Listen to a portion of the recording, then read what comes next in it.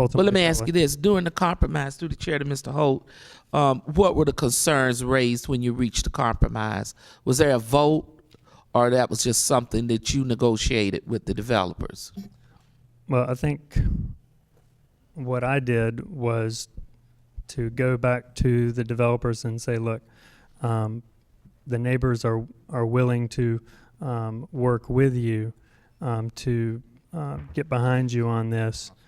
Mr. Holt, no, my question was, when this compromise was reached, were you all in a room or a library or something? How was the compromise reached? I think shortly after it was defeated in CPAC, the developers made the call and called me up and said, after careful consideration, we've decided to eliminate the Alta access.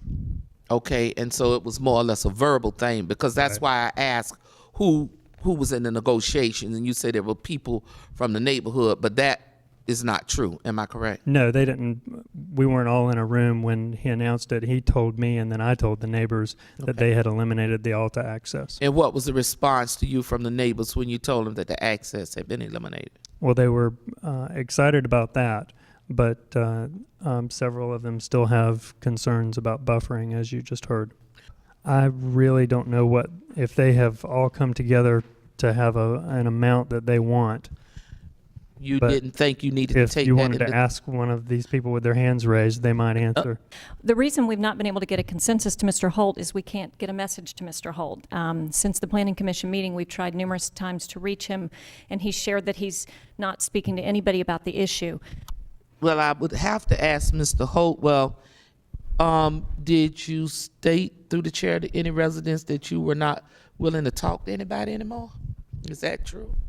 No, probably what was said was that I can't make a commitment because this is a quasi-judicial matter, so I can't come out and say whether I'm for or against anything. Well, through the chair to legal, aren't city council members allowed to talk to their constituents, be ye quasi-judicial or not? I mean, aren't you allowed to talk to people?